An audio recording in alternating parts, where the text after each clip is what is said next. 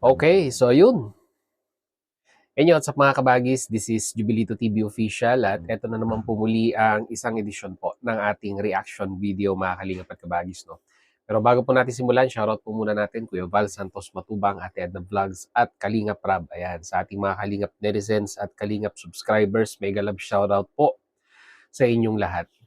So ito na nga mga kalingap at kabagis, no? Ako'y magre-reaction lamang po dito po sa mensahe ni Dr. Lab sa birthday po ni Kalingap Edu, mga kalingap at kabagis nitong mga nakaraang araw po, mga kalingap at kabagis. At ako'y na-amaze lang dito kay Dr. Lab, no? Dahil umiral po yung kanyang ika nga ay kababaang loob sa pagkakataong ito at inamin ang mga bagay-bagay ng may katotohanan sa kanyang sarili, mga kalingap at kabagis. No?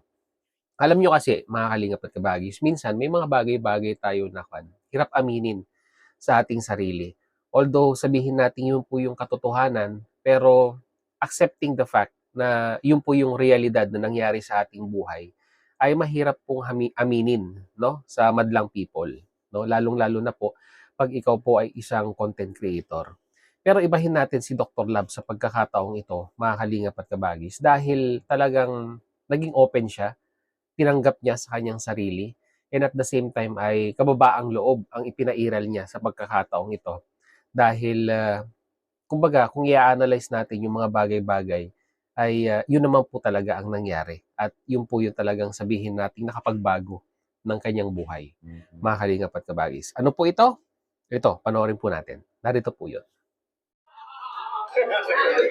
Noong una akong makilala si sabi ko hindi ko na ito pakakawalan.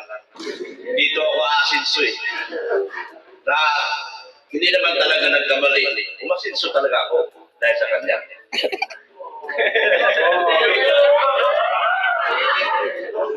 Pero hindi lang doon nagtapos yung pagpapasalamat ko sa kanya.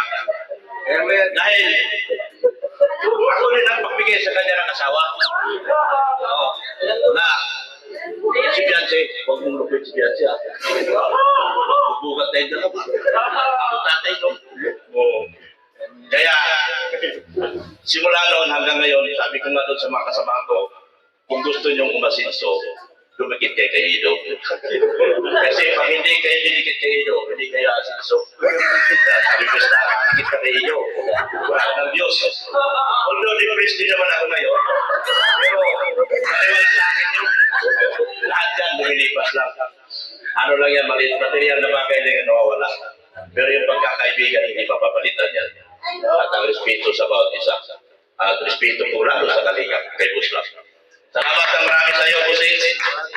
Dahil sa iyo, nagmaman ako. Thank you talaga.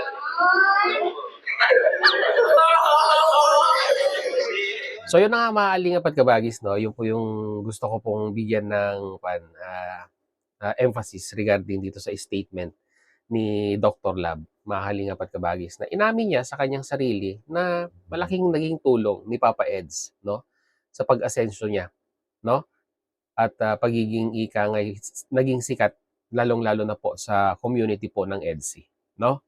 Kumbaga, aminado si Dr. Lab na malaki ang ibinago ng kanyang buhay nung ipinush niya po, no, yung tambalang EDSI, mga kalingap at kabagis. And at the same time, syempre po, sa tulong na rin po ni Kalingap Edu. Kaya nga po, sabi niya, ang panawagan niya sa mga ibang Kalingap partners, kung gusto po ninyong mabago ang inyong buhay, ang inyong channel, sabi niya nga po, although may pinagdadaan ng pagsubok ngayon si Dr. Lab dahil po yung kanyang main channel ay mukhang na-demonetize po, mga kalingap at kabagis, at ngayon po ay wino-workout niya po yung isang second channel niya po na sa tingin ko yung monetize na rin po dahil meron na pong ads na lumalabas, ay yun po yung kanyang hamon, no, sa mga ibang kalingap partners na dito nga po, dikitan si Kalingap Edu, mga kalingap at kabagis. No? At malaki nga daw po ang chances na mabago po ang kanilang buhay katulad nga po ng nangyari kay Dr. Lab. Hindi naman po may pagkakait talaga, mga kalingap at kabagis, na napakalaki, no? Napakalaki ng naging changes bilang isang content creator, bilang isang individual. Ito pong si Dr. Lab nung nag-focus po siya, no? pinokosan niya po ang EDSI, mga kalingap at kabagis, no?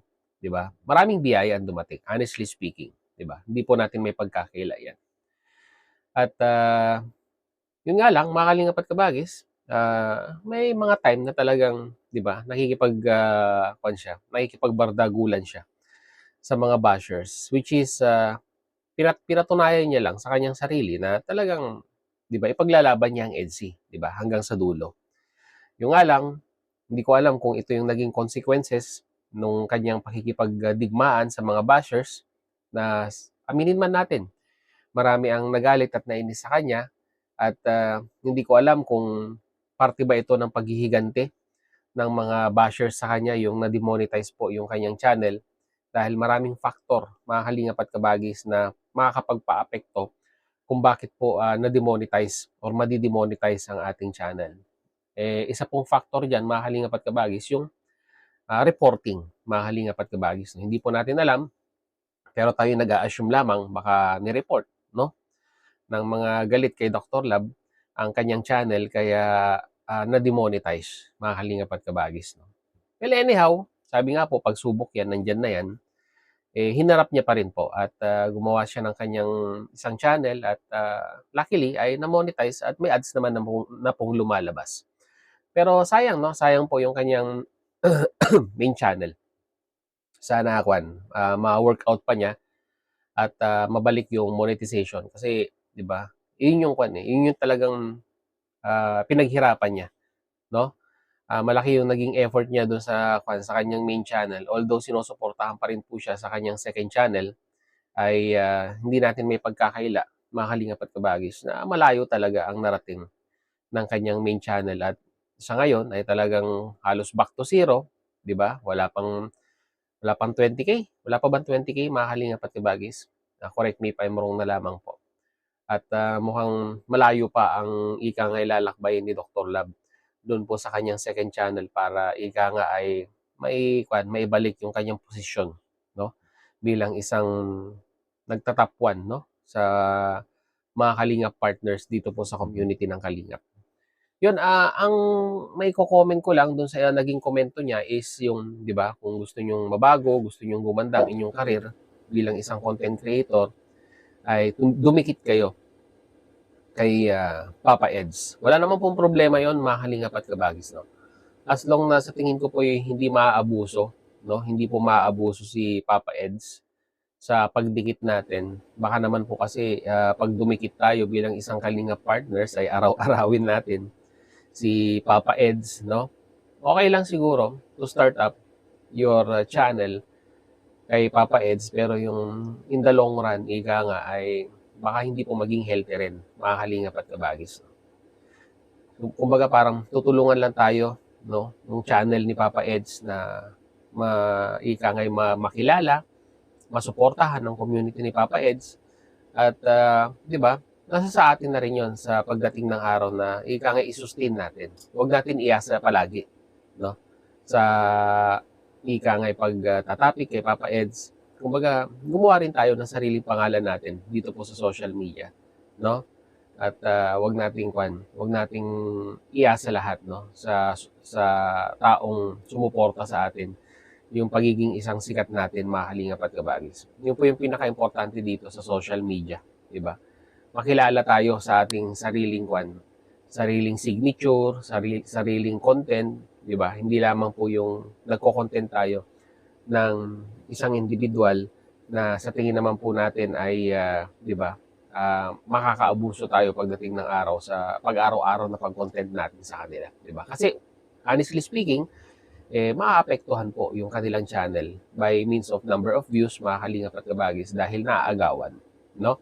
Naaagawan na supposed to be dapat mapapanood lang natin sa channel nung sumuporta sa atin, ngayon napapanood po sa ating channel.